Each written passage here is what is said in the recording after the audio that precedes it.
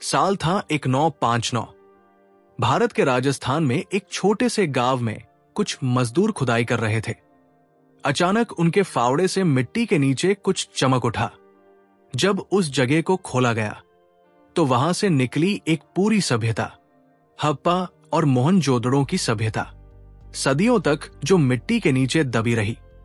वो बताने लगी कि हजारों साल पहले हमारे पूर्वज नालियां बनाते थे, घरों में स्नानघर होते थे, व्यापार करते थे, लिखते थे, यानी वो सोचते थे, सपने देखते थे और समाज बनाते थे। अब सोचो, वो इंसान जिसने मिट्टी में घर बनाना सीखा, आज वही इंसान मंगल ग्रह पर घर बनाने की सोच रहा है। कैसे हम जानवरों की भीड़ से निकलकर पूरी धरती के मालिक बन बैठे। हमने ऐसा क्या कर दिया जो किसी और प्रजाति ने नहीं किया? क्या हमारी ताकत हथियारों में थी या कहानियों में जो हमने खुद गढ़ी? और क्या आज भी हम वही इंसान हैं या अब हम खुद भगवान बनने की राह पर हैं? दोस्तों, आज मैं आपको ले चलने वाला हूं एक ऐसी यात्रा पर जो हमारे अतीत से भविष्य तक जाती है। एक ऐसी किताब जो बताती है कि हम कौन थे, कहां से आए और अब कहां जा रहे हैं। नाम है sapiens, a brief history of human kind. लेखक युval नोह हरारी। ये कहानी है हम सबकी, इंसानों की। कैसे हमने धरती को बदला और अब शायद खुद को बदलने वाले हैं। तो बैठिए आराम से, क्योंकि अब शुरू होने जा रही है इंसान की सबसे बड़ी कहानी, Sapiens. Chapter 1, an animal of no significance. अगर कोई 70,000 साल पहले धरती पर घूमता और तुम्हें दिखाता कि देखो ये रहा इंसान, तो शायद तुम हंस पड़ते। न नुकीले दांत, न तेज पंजे, न स्पीड, न ताकत। एक डरपोक जीव जो झाड़ियों में छिपकर बेरीज खाता था और शेर को देखते ही भाग जाता था। किसी ने नहीं सोचा था कि यही डरपोक जीव एक दिन पूरी धरती का बॉस बन जाएगा। उस वक्त इंसान बस एक आम जानवर था, बाकी सबकी तरह बस एक स्टैटिस्टिक प्रकृति की फाइल में। लेकिन जैसे जैसे वक्त आगे बढ़ा, इस मामूली जीव ने कुछ ऐसा सीखा जो किसी और को नहीं आया, कहानी बनाना। और वहीं से शुरू हुआ खेल। Chapter 2, the tree of knowledge. कहानियां, ये वो चीज है जिसने हमें बाकी सबसे अलग किया। जब बाकी जानवर खतरा देखकर भागते थे, इंसान कल्पना करता था। उसने झूठ बोलना नहीं, बल्कि विश्वास पैदा करना सीखा। यही असली जादू था। किसी ने कहा देवता है, किसी ने कहा कबीला सबसे महान है, और सबने मान लिया। एक झूठ पर हजारों लोग यकीन करने लगे और वही झूठ समाज बन गया। यही थी ज्ञान की क्रांति। सोचो, अगर कोई कहे हम सब एक झंडे के नीचे हैं, तो असल में वो झंडा तो बस कपड़ा है, पर विश्वास उसे ताकत देता है। ये वही दौर था जब इंसान ने कहानी सुनाकर दूसरों को अपने पीछे चलाया। बाकी जानवर कभी नहीं समझ पाए कि असली ताकत दांतों में नहीं, दिमाग की कल्पना में छिपी है। Chapter 3, a day in the life of Adam and ewe. उस वक्त का दिन बड़ा सादा था। सुबह सूरज के साथ उठना, शिकार पर निकलना, फल ढूंढना और रात होते ही आग के पास बैठकर दिन की बातें करना। पर इन सादे दिनों के अंदर छिपा था कुछ अनोखा, आजादी। कोई राजा नहीं, कोई टैक्स नहीं, कोई बॉस नहीं, लेकिन इंसान को चैन कहा। उसी दिमाग ने जो उसे आजाद बना सकता था, उसे बेचैन करना शुरू किया। जब कोई कबीला अच्छा फल पाता तो दूसरे को शक होता, कहीं वो ज्यादा ताकतवर तो नहीं। और वहीं से शुरू हुआ कंपैरिजन, जेलसी, कंपटीशन। धीरे धीरे इंसान सोचने लगा, और यही सोच उसकी वरदान भी बनी और श्राप भी। चैप्टर 4, दी फ्लड। फिर आया वो वक्त जब इंसान अफ्रीका से निकला और पूरी धरती पर फैल गया। जहां गया वहां की प्रजातियां गायब होने लगी। ऑस्ट्रेलिया पहुंचा तो बड़े बड़े जानवर खत्म हुए। अमेरिका पहुंचा तो मैमथ और दैत्याकार पक्षी लुप्त हो गए। हर जगह इंसान के कदम पड़े, वहां एक्सटिंक्शन की गंध फैली। ये कहानी नूह की बाढ़ जैसी थी। फर्क बस इतना कि पानी नहीं, इंसान ही बाढ़ था। उसने धरती को ऐसे बदलना शुरू किया जैसे उसे कोई खेल का मैदान मिला हो। सवाल उठता है, क्या वो सच में समझदार हुआ या बस ज्यादा खतरनाक? धीरे धीरे शिकार जीवन की ये यात्रा इंसान को सोचने पर मजबूर करती रही। उसने महसूस किया कि अकेले रहना मुश्किल है, पर झूठे यकीन से बने समूह में रहना और भी मुश्किल। मगर यही मुश्किल उसके विकास का सीढ़ी बन गई। अब वो समझ गया था कि अगर 1000 लोग एक कहानी पर भरोसा कर लें, तो असंभव भी संभव हो सकता है। यही वो पल था जब इंसान ने अपने असली हथियार को पहचाना, उसकी कल्पना। अब सोचो, जब एक मामूली जानवर इतनी दूर आ गया, तो अगला कदम क्या होगा? वो अपनी भूख मिटाने के बाद किस चीज की तलाश करेगा? आराम या फिर और ताकत?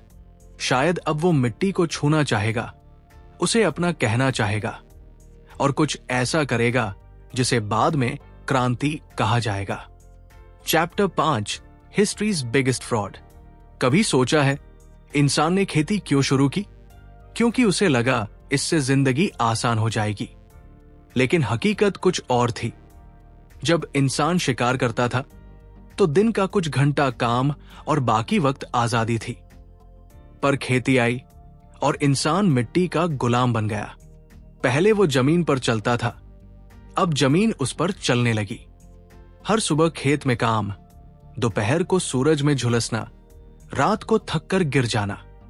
सोचो, जो खुद को सबसे चालाक समझता था, वो गेहूं के पीछे भागता रहा और गेहूं हंसता रहा। मैंने इस जानवर को पा लिया। यह था इतिहास का सबसे बड़ा धोखा, जिसमें इंसान ने खुद को फंसाया, खुशी के नाम पर मेहनत का पिंजरा बना लिया। Chapter 6, building pyramids. फिर इंसान ने समझा कि अकेले नहीं, भीड़ में ताकत है। उसने कहानियों को नियम बनाया और नियमों को धर्म। अब किसी ने कहा, देवता खुश होंगे अगर तुम पत्थर जोड़ो, और लाखों लोग पत्थर जोड़ने लगे। यही से शुरू हुए पिरामिड, जो ईश्वर से ज्यादा इंसानी आज्ञाकारिता के प्रतीक थे। हर ईंट उस भरोसे पर रखी गई जो कभी सवाल नहीं पूछता था। किसी को याद नहीं कि क्यों बना रहे हैं, बस बना रहे हैं। हर समाज में ऐसी कहानियां आई, कभी भगवान के नाम पर, कभी राजा के नाम पर, कभी झंडे के नाम पर। इंसान ने मान लिया कि झूठ में ही सुकून है, क्योंकि सच्चाई बहुत भारी होती है। Chapter 7, memory overload.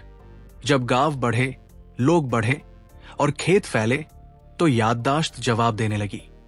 हर सौदे, हर कर्ज, हर वादे को याद रखना मुश्किल। इंसान ने कहा, अब इसे लिख दो। यही से शुरू हुई लिखावट। मिट्टी की तख्तियों पर अंक बने और वो अंक सभ्यता का पहला डाटाबेस बन गए। लेकिन हर शब्द के पीछे एक कहानी थी, और हर कहानी के पीछे एक झूठ जो समाज को चलाए रखता था। लिखो कि राजा न्यायप्रिय है, चाहे वो न भी हो। इस तरह इंसान ने झूठ को दस्तावेज बना दिया।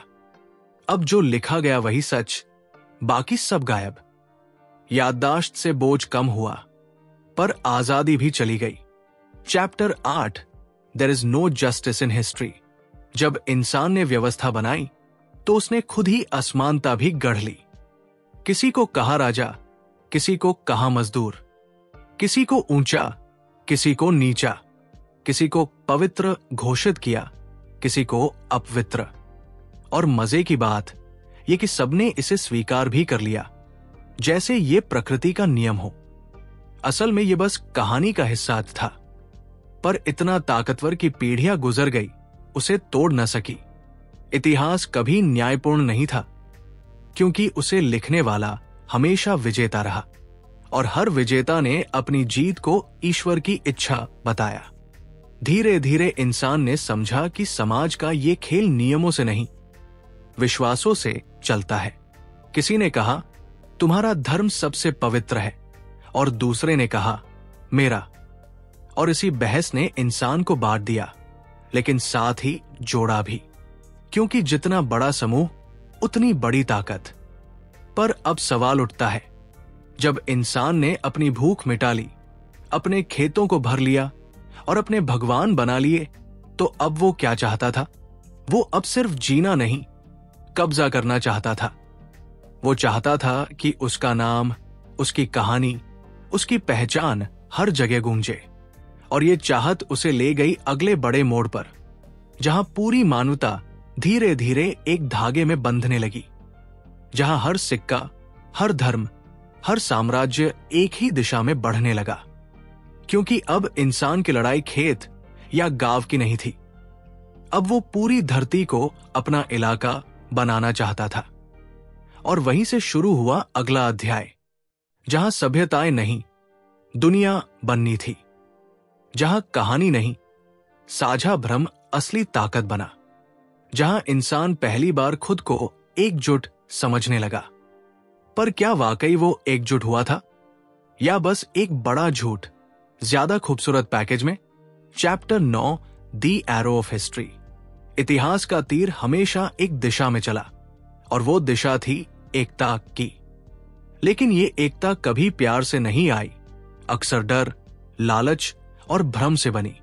इंसान ने समझ लिया कि अकेले कुछ नहीं कर सकता, इसलिए उसने समूह बनाए, फिर समाज, फिर साम्राज्य। हर कोई कहता था हम सब एक हैं, मगर दिल में सोचता था बस हमारी तरह वाले एक हैं। ये तीर कभी सीधा नहीं चला, ये घुमावदार था। हर मोड़ पर किसी की हार, किसी की जीत। इंसान ने झगड़े भी एकता के नाम पर किए, युद्ध भी शांति के लिए लड़े, और खून भी बहाया सभ्यता के नाम पर। यह तीर चलता रहा, और धीरे धीरे उसने दुनिया को एक जाल में बांध दिया, जहां हर धागा किसी दूसरे से जुड़ा था, बस बिना भरोसे के। Chapter 10, the scent of money. फिर आया पैसा, एक ऐसा जादू जो किसी भगवान से ज्यादा शक्तिशाली निकला। क्योंकि भगवान पर हर कोई अलग विश्वास रखता था, पर पैसे पर सबका भरोसा एक जैसा था। सोना, चांदी, कागज, असल में ये सब झूठ थे, लेकिन ऐसे झूठ जिन पर सब राजी थे। एक किसान से लेकर राजा तक सब मान गए कि ये धातु या नोट कीमत है, और यहीं से इंसान पहली बार सच में जुड़ गया। कोई धर्म नहीं, कोई जात नहीं, बस लेन देन। पैसे की खुशबू ने हर दीवार गिरा दी, पर साथ ही इंसान को गुलाम भी बना दिया। अब इंसान देवताओं की नहीं, मार्केट की पूजा करने लगा। उसे न ईश्वर चाहिए था, न आत्मा, बस वैल्यू चाहिए थी। और यही वैल्यू उसे अगले भ्रम की ओर ले गई, साम्राज्य। Chapter 11, imperial visions. साम्राज्यों की कहानी खूबसूरत नहीं, खून से लिखी गई है। हर राजा सोचता था कि वो सभ्यता फैलाने निकला है, जबकि सच में वो बस अपनी ताकत फैलाने गया था। रोमन, मुगल, ब्रिटिश, नाम अलग, खेल एक। जब भी कोई साम्राज्य बढ़ा, उसने अपनी भाषा, धर्म और सोच दूसरों पर थोप दी, और फिर कहा अब हम एक हैं। एकता का यह रूप किसी आलिंगन जैसा नहीं था, बल्कि जंजीर जैसा था। इंसान कहता था हमने सबको जोड़ा, जबकि असल में उसने सबको झुकाया। लेकिन यह झुकना ही आगे चलकर सबसे बड़ा जोड़ बना, क्योंकि इतने टकरावों के बाद दुनिया एक दूसरे की आदी हो गई। अब दुश्मनी भी एक रिश्ता थी। Chapter 12, the law of religion. फिर धर्म आया, जो लोगों को जोड़ता भी है और तोड़ता भी। हर धर्म एक कहानी था, जो कहती थी हमारा रास्ता सही है, पर असली खेल था नियंत्रण का। धर्म ने लोगों को नैतिकता सिखाई, पर सोचने की आजादी छीन ली। किसी ने कहा भगवान तुम्हें देख रहा है, और इंसान डर के साए में सीधा चलने लगा। यह सीधापन सभ्यता का आधार बना, लेकिन इंसान का दिमाग धीरे धीरे बंद होने लगा। उसने सोचना छोड़ा और मानना शुरू किया, और यह मानना इतना गहरा था कि लोग अपने खून से साबित करने लगे कि हमारे देवता सबसे सही है। धर्म ने एकता दी, पर शर्तों के साथ, और इंसान हमेशा उन शर्तों पर जीता रहा। जैसे कोई बच्चा जो खिलौना तो अपना चाहता है पर डरता है उसे छूने से। Chapter 13 the secret of success. इतिहास का राज यही है, इंसान एक ही चीज पर चलता है, भरोसे के झूठ पर। हर सफल समाज, हर सभ्यता, हर साम्राज्य, सबने अपने लोगों को एक कहानी बेची और कहा, इस पर विश्वास करो, बाकी सब भूल जाओ। और लोगों ने किया भी। असल में इंसान का असली टैलेंट यही है, मिलकर भ्रम पैदा करना। चाहे वो भगवान हो, पैसा हो, देश हो या आज का ब्रांड, सब वही पुरानी कहानी है, बस नाम बदल गया है। लेकिन इस झूठ ने इंसान को वो ताकत दी जो किसी और प्रजाति को कभी नहीं मिली। हम दूसरों पर भरोसा कर सकते हैं, भले ही उन्हें जानते न हो। यही हमें भीड़ नहीं, सभ्यता बनाता है। अब इंसान एक ग्लोबल जाल में बंध चुका था। पैसा, धर्म, साम्राज्य, ये सब धागे थे जो उसे साथ बांध रहे थे और अंदर से खींच भी रहे थे। वो खुद को आजाद समझता था, पर हर फैसला किसी अदृश्य कहानी से बंधा था। सवाल उठता है, अगर ये सब एक भ्रम है तो सच क्या है? क्या सच में इंसान ने दुनिया पर जीत पा ली है या वो बस अपने ही जाल में फंसा है? शायद जवाब वहां छिपा है जहां इंसान ने विश्वास छोड़कर सवाल करना सीखा, जहां उसने पहली बार कहा, मुझे नहीं पता। और जब इंसान ने माना कि उसे सब नहीं पता, वहीं से शुरू हुआ उसका अगला अध्याय। वो दौर जिसने दुनिया को हमेशा के लिए बदल दिया, जहां अब कहानी नहीं, विज्ञान राज करने वाला था। Chapter 14 the discovery of ignorance. सब कुछ तब बदला जब इंसान ने पहली बार कहा, मुझे नहीं पता। सुनने में सीधा लगता है, पर यही वाक्य था जिसने धरती हिला दी। पहले हर सवाल का जवाब धर्म, राजा या किसी पुरानी किताब में होता था। लेकिन जब इंसान ने माना कि उसे पता नहीं, तभी उसने ढूंढना शुरू किया और वहीं से शुरू हुआ विज्ञान। पर मजेदार बात यह है कि यह खोज सच्चाई की नहीं थी, बल्कि ताकत की थी। हर खोज के पीछे लालच था। अगर हम समझ गए तो हम जीत जाएंगे। इंसान को सच्चाई से ज्यादा कंट्रोल चाहिए था और धीरे धीरे उसने ईश्वर की जगह खुद को रख लिया। वो अब पूछता नहीं, प्रयोग करता था। डरता नहीं, डिसेक्ट करता था। ये अज्ञानता ही उसका नया ज्ञान बन गई। Chapter 15 the marriage of science and empire. फिर हुआ एक खतरनाक गठबंधन विज्ञान और सत्ता का। जब यूरोपीय जहाज नए इलाकों में पहुंचे तो उनके साथ सिर्फ तलवारें नहीं थी, वैज्ञानिक क्यूरियोसिटी भी थी। पहले खोज होती थी, क्या वहां सोना है? अब होती थी, क्या वहां के लोग हमारे जैसे नहीं हैं? साम्राज्य फैलाने के लिए विज्ञान सबसे बड़ा हथियार बन गया। दूर दराज की जमीनों पर कब्जा करने से पहले उनका नक्शा बनाना पड़ा, और नक्शा बनाते बनाते इंसान ने पूरी धरती पर रेखाएं खींच दी।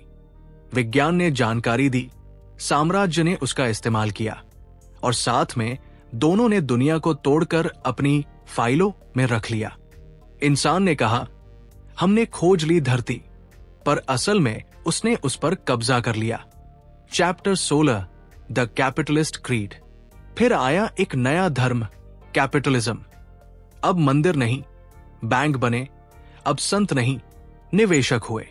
लोगों को विश्वास दिलाया गया कि अगर सब अपने अपने फायदे के पीछे भागेंगे तो पूरी दुनिया अमीर हो जाएगी। और इंसान ने माना, क्योंकि इस धर्म में पूजा के लिए बस एक ही चीज चाहिए थी, प्रॉफिट। हर व्यापार, हर नौकरी, हर रिश्ता धीरे धीरे सौदा बन गया। और मजे की बात, इस धर्म में किसी भगवान की जरूरत नहीं थी, बस भरोसे की। पैसा अब नया ईश्वर था और ग्रोथ उसकी प्रार्थना। लेकिन जितना इंसान अमीर होता गया, उतना ही खाली भी। उसने मशीनें बनाई जो इंसानों से ज्यादा मेहनत करती थी, लेकिन कोई मशीन उसे खुश नहीं कर पाई। Chapter 17 the wheels of industry. जब मशीनों ने काम संभाला तो इंसान ने खुद को अजेय समझ लिया। स्टीम इंजन से लेकर बिजली तक हर खोज ने इंसान को ये यकीन दिलाया कि हम रुकने वाले नहीं। गांव शहर बने, खेत फैक्ट्री बने और इंसान एक पुर्जा बन गया अपनी ही मशीन में। उसने सोचा अब वो आजाद है, पर असल में वो काम के शेड्यूल, वेतन और अलार्म घड़ी का गुलाम बन गया। पहले वो धरती जोतता था, अब मशीनें जोतने लगी और इंसान खुद जोत लिया गया। उद्योग ने वादा किया कि सबको सुख मिलेगा, पर दिया तनाव, प्रतिस्पर्धा और दौर जो कभी खत्म नहीं हुई। इंसान अब उत्पादन नहीं, परफॉर्मेंस बन गया था। Chapter 18, a permanent revolution. अब बदलाव रुकता ही नहीं। हर हफ्ते नई तकनीक, हर साल नया सिस्टम। जो कल नया था आज पुराना है। इंसान अब आगे बढ़ने से ज्यादा डरने लगा है पीछे रह जाने से। उसने खुद को ऐसी दौड़ में डाल दिया जहां कोई फिनिश लाइन नहीं है।